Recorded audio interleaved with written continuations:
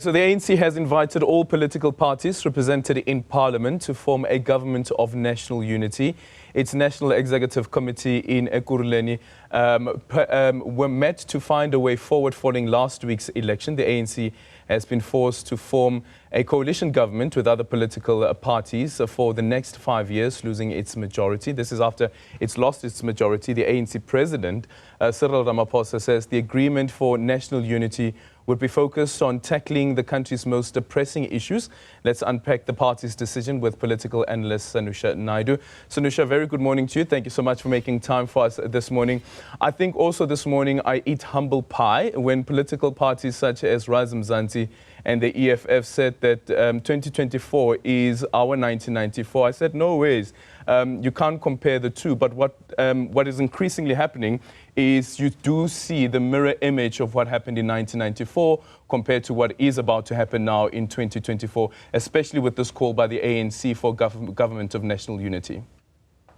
Good morning, Aldrin. Good morning to the viewers. Let me just say, don't eat that humble pie just yet. Because I think what's important as well is when you make that comparison between 94 and 2024, I think it's a different type of structural conditions under which you are, the president and the NEC had decided that they are going to optimize for the government of national unity as the framework for a governing arrangement going forward. Because in 94, I think there were structural conditions, both domestic and global, that actually compelled them to find ways that needed to be the GNU. But GNU with the kind of collaboration, the cooperation, the reconciliation. I think this time around, there's one or two markers that you have to be aware of. One, it is after an election. An election that happened, which essentially showed that there's no single party in South Africa that is able to garner a majority, a 50% plus one. Secondly, and of course, if you go back to 1994, this kind of engagement, as some argue it took 18 months to negotiate that GNU, but it was also before an election based on how you wanted it to be, how that GNU would look like after an election where the ANC won 62 or 61% of the vote at the time, thereabouts. Secondly, I think what's important here now is there are bigger challenges. There are bigger issues. Not to say that the issues weren't big then, but I think we were coming into a moment, not just domestically, but globally as well, where the international system had moved to a kind of post-Cold War period, although some say that was just a kind of waiting room, because now we're really in that kind of unprecedented global system where markets, etc., were moving into a particular direction. We're kind of there, but we have been through so many structural events domestically and globally that I think it actually is a very interesting moment in terms of not just for South Africa, but I think globally as well. But I think right now, just hold on that humble pie. Here's the other thing also, is considering that in the statement the president makes reference to the 5 political parties that they've consulted with, including the EFF, the Patriotic Alliance, the DA, as well as the IFP. I wonder whether there was a change in stance, because if you look at just consulting those 5 political parties, of course, they had opened up the door to the MK party, which initially said that they are not willing to have the conversation with the ANC because of Cyril Ramaphosa still being at the helm. Considering that particular stance that was taken, it gave me the idea that the ANC was open to a coalition government. But seemingly, the party's NEC couldn't agree on a coalition partnership, and therefore throwing the ball back into the court of the parties that didn't receive as much votes as the ANC. And for purposes of this conversation, we're going to call them the opposition party. So now the opposition parties will have to decide whether or not they want to be part of this government of national unity.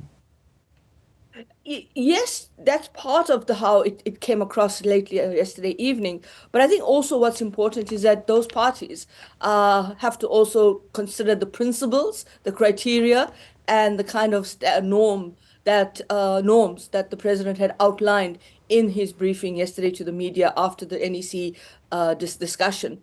I think what is really important here is what is the governing arrangement within the GNU?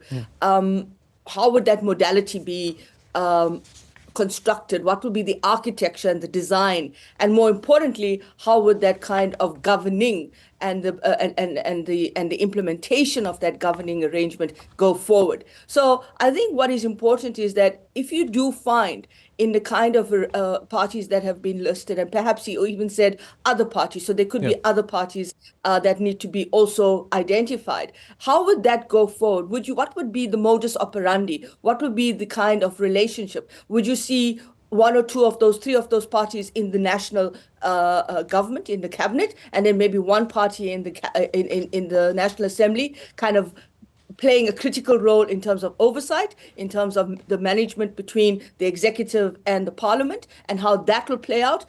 Which party would it be? We've heard that there's been speculation that the DA is one of those parties that would like to play a greater role in parliament. And how would that so-called architecture play out in the ecosystem of our governance space? So I think those are the dynamics. So I think what he's saying now is the task team that goes forward with this negotiation of creating a governing arrangement with the parties is where will be the traction around the convergence of those principles, but also in understanding, and I think it's very important, that it has to be constitutional and it has to be bound by policy. Yeah. Then what does it mean for the political parties that have already made clear their stance? For instance, the Democratic Alliance has said that it doesn't want to work with an ANC that has Deputy President Paul Mashatile as the Deputy President of the ANC. This was as per negotiations for a coalition government. Of course, the terms are now a bit different. But does it mean that the Democratic Alliance would have to compromise on that particular position, whereas the EFF on the other side has said that they don't want to entertain a government of national unity? The Mkhonto weSizwe political party had made the same utterances, and they're also saying that they don't want to work with an ANC that is led by the ANC. The ANC says that our president is our president. It is a non-negotiable. So essentially, these political parties, the opposition political parties, would decide whether they want to be part of this government of national unity. In the case of the DA, that includes the EFF, which they had said initially they do not want to work with, including the MK party. Yeah, you see, Aldrin, the problem with that kind of approach by political parties is once you start creating your red lines, you kind of also create a bit of a challenge for yourself, because you're trying to say to the other party what to do. And I think what's important is that you have to basically be much more open-minded about the kind of dynamics. I mean, if it's almost like, you know, the comparison when one state tries to tell another state to do what they have to do when you talk about sovereignty. These are kind of the dynamics of what we are talking about here. You've got to be careful. You've got to be crafting your strategy in a much more cohesive way. If you lay down those red lines, then of course you're going to basically find it difficult, because the party you're negotiating with, irrespective of it losing a massive electoral footprint of itself, it's still the party that you have to talk to, right? Unless you think that you can leave the ANC out and talk to everybody else and form a majority in terms of the whole coalition coming together, including the MK. But they will also have red lines. So the thing that needs to be important here is, what are you going to be negotiating on? Are you going to be negotiating on because I don't like the personality or I don't like the model? Or are you going to be negotiating on a much more key, significant issues, and that is the policy dynamics? Yeah. It's about the constitution. It's about the principles of engagement. So I actually think right now I have a feeling, and I could be wrong like you, and also have to eat humble pie at some point, is that parties are probably reconfiguring those positions right now. Yeah. They're tempering it in a sense because they have to talk. Finally, the president speaks here. The agreements between parties should be in writing. They should be public, transparent, and include measures for holding parties accountable. Is there any legal framework for a government of national unity to hold each other accountable, considering the particular stance that will be taken moving into a government of national unity? And also looking, for instance, at the multi-party charter. They had an agreement in place, and Action SA is crying foul and saying that, listen, the parties that we went into this agreement with have breached the agreement, but how do you hold them accountable? So in the case of a government of national unity, how do you hold a political party accountable that has agreed to be part of that government of national unity?